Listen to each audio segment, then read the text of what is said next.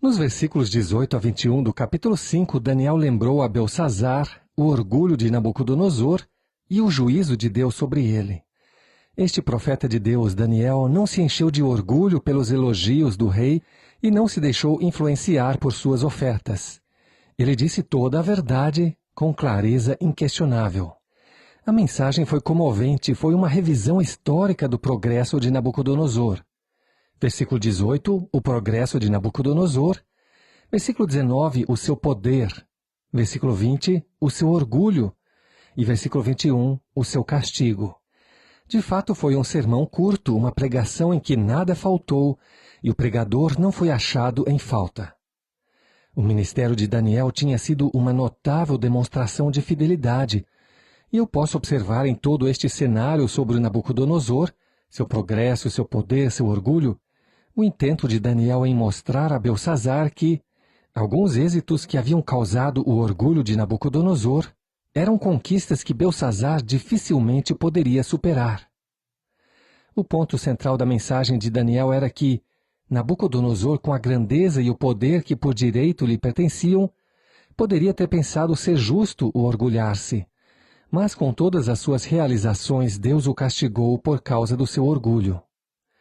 Por outro lado, Belsazar, que ainda não tinha aberto as suas asas, não tinha justificativa para se orgulhar. Então, nos versículos 22 e 23, Daniel fez a aplicação com firmeza e sem temor.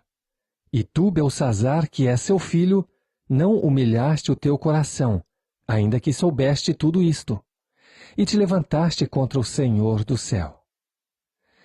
Daniel estava simplesmente dizendo que o seu pecado era muito maior do que o de Nabucodonosor, porque ele, Belsazar, sabia de todas as coisas.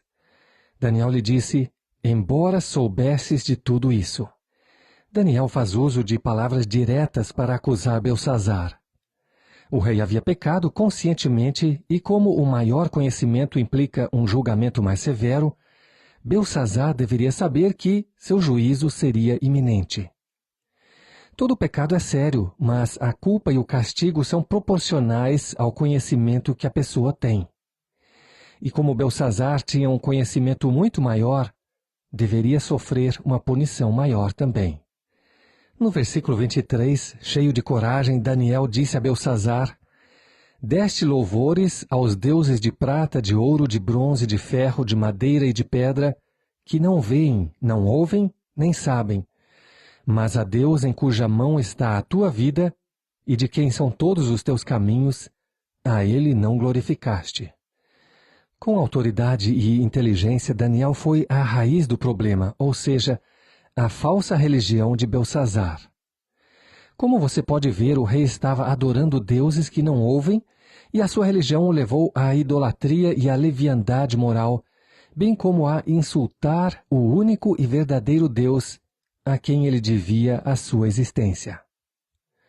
As palavras, o Deus em cuja mão está a tua vida, são uma afirmação notável que me faz lembrar que nenhum homem é dono da sua própria vida.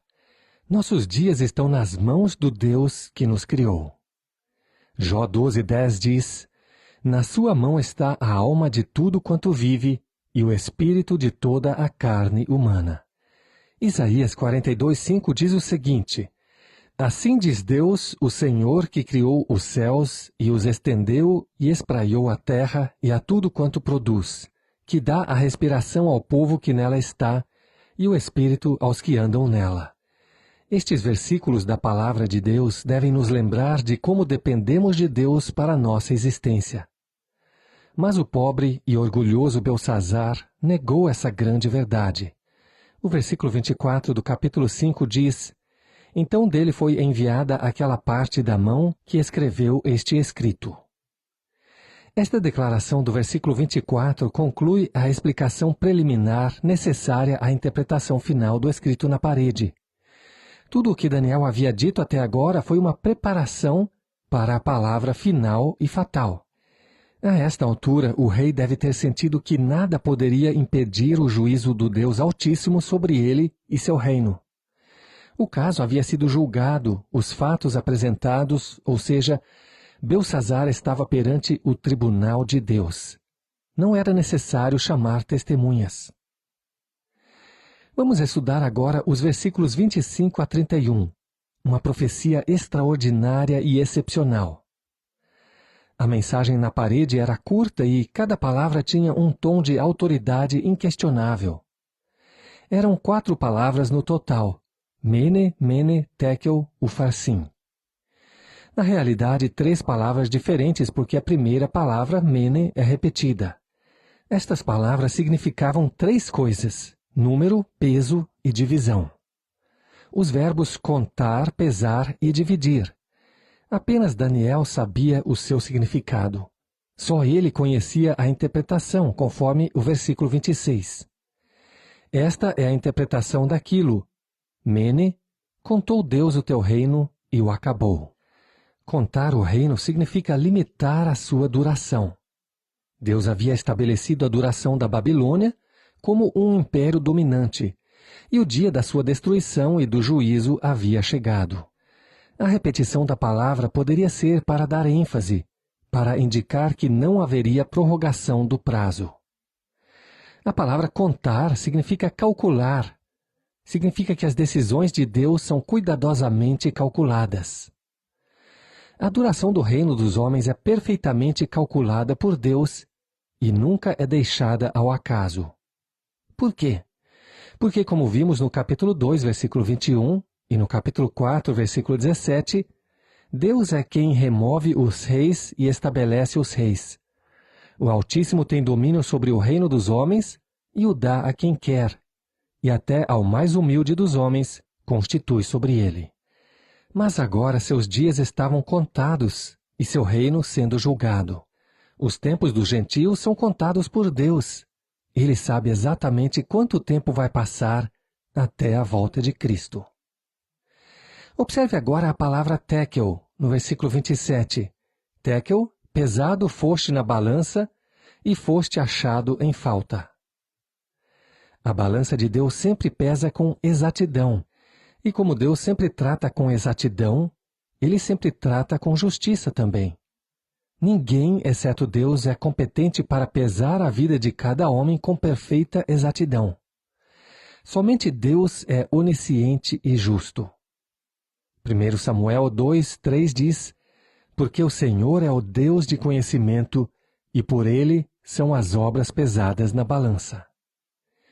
Todos podemos ter certeza de que Deus julgará retamente, sempre e onde quer que Ele julgue.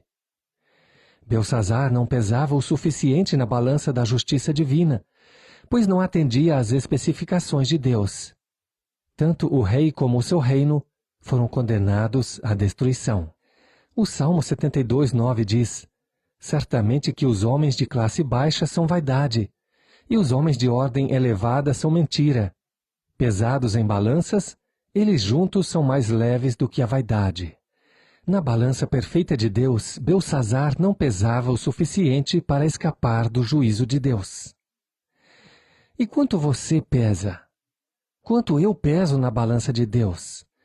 Nosso Senhor advertiu que um desejo lascivo no coração é igual ao adultério. O ódio no coração é o mesmo que assassinato.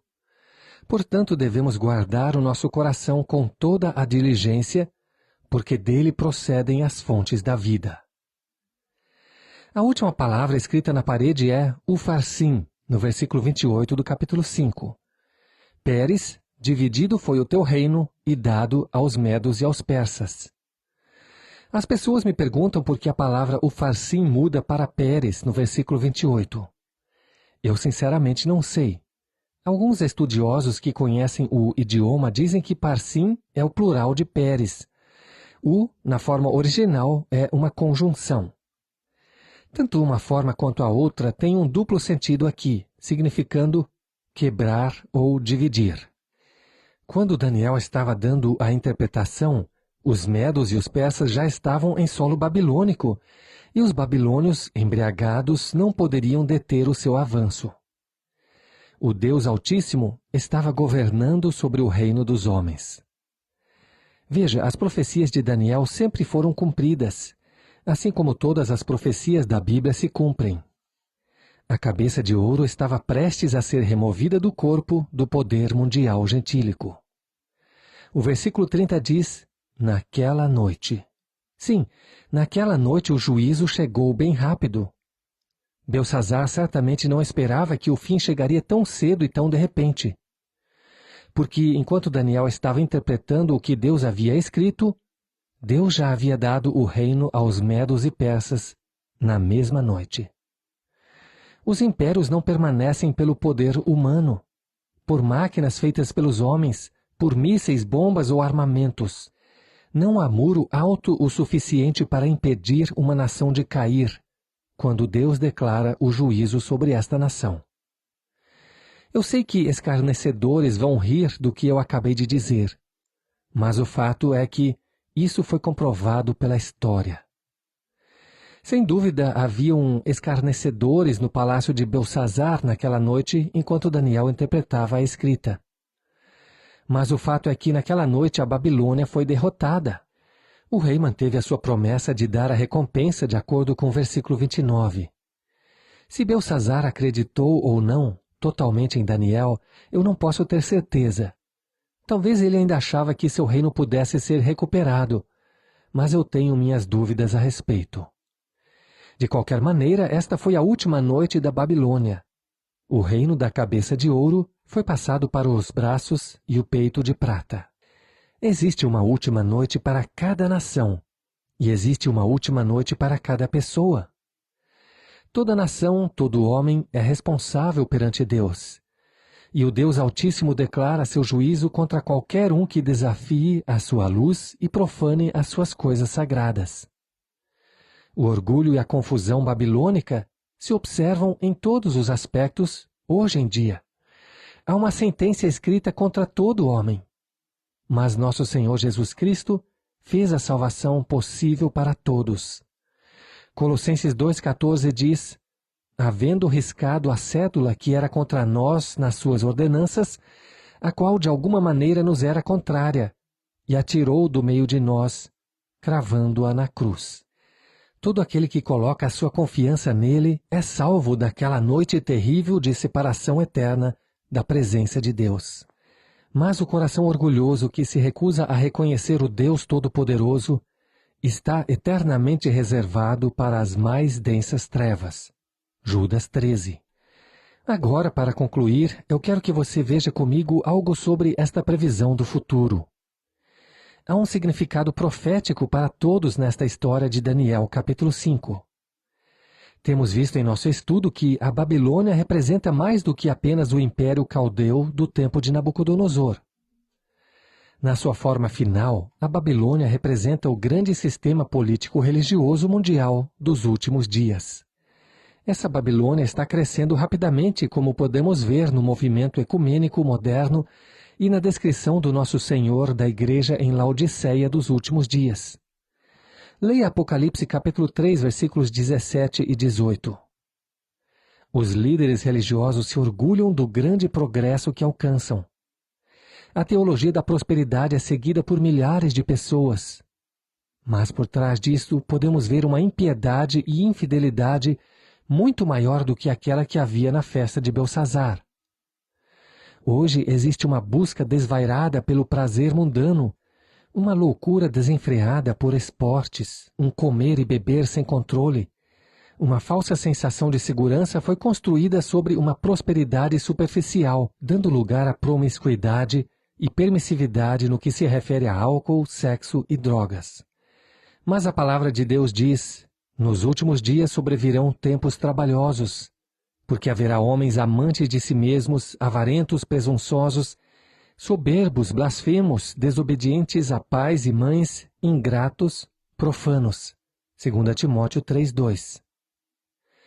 Assim como a queda da Babilônia significou o fim daquela grande civilização, também o fim dos tempos, precedido pela vinda de Jesus Cristo, é marcado pelo fim dos grandes poderes mundiais gentílicos. O juízo da Babilônia na história de Daniel antecipa o juízo da outra Babilônia na profecia de Daniel. Quem é ela? Apocalipse 17:5 diz: a grande Babilônia, a mãe das prostituições e abominações da terra. Hoje os homens se riem quando dizemos que a nossa civilização moderna está condenada. Mas tenho certeza de que Belsazar nunca pensou na possibilidade de que o seu poderoso império fosse destruído. Leia Daniel capítulo 5, versículo 4 e 23, e depois Apocalipse 9, 20, e você verá claramente que nos últimos tempos, antes da queda das potências mundiais, o mesmo tipo de ídolo será adorado: ídolos de ouro, prata, bronze, pedra e madeira. Belsazar foi um indivíduo, uma figura histórica, mas também um representante dos líderes mundiais ímpios no fim dos tempos. Creio que, como tipologia, representa o Anticristo, o maior ímpio de todos os tempos, que desafiará o Deus Altíssimo, que buscará destronar Deus para entronizar a si mesmo. Mas vai ser cortado no meio da sua carreira de blasfêmia, de acordo com 2 aos Tessalonicenses 2, 3 a 7. A escrita não está na parede, mas sim escrita nas Escrituras pela mesma mão. Alguma vez você já pensou sobre isso? A mão que deu os 10 mandamentos a Moisés é a mesma que escreveu na parede de Belsazar, e é a mesma mão que nos deu a Bíblia. O espírito da Babilônia não mudou e nunca vai mudar. Tem seguido um padrão desde o começo com Nimrod e continuará até o retorno de nosso Senhor Jesus Cristo à Terra. Ela provocará o juízo do Deus Altíssimo. A solução para este mundo cheio de mentiras é o único grande evento, a vinda do Filho de Deus, que é a pedra cortada sem auxílio de mãos na estátua do sonho de Daniel, capítulo 2. Concluímos nosso estudo lembrando-nos que não estamos procurando um programa para melhorar o mundo ou resolver problemas sociais e morais da nossa sociedade. Mas a palavra de Deus nos lembra que, com o passar do tempo, as condições irão piorar, e nem mesmo o sistema religioso dos últimos dias poderá resolver estes problemas. Não podemos ter um reino sem um rei. Não é utópico pensar que a doença moral deste mundo só pode ser resolvida com a vinda do homem perfeito, Jesus Cristo, o Rei dos Reis e Senhor dos Senhores. Disto é que trata o livro de Daniel, mostrando a inutilidade do homem para resolver os problemas desta vida e a necessidade que o homem tem de Deus. Nós que somos cristãos temos aprendido que, ainda que este mundo pareça naufragar na imoralidade e no derramamento de sangue, podemos olhar para Deus e desfrutar de paz em nossos corações e ter vitória em nossa vida cristã, até aquele dia abençoado em que veremos o nosso Salvador face a face.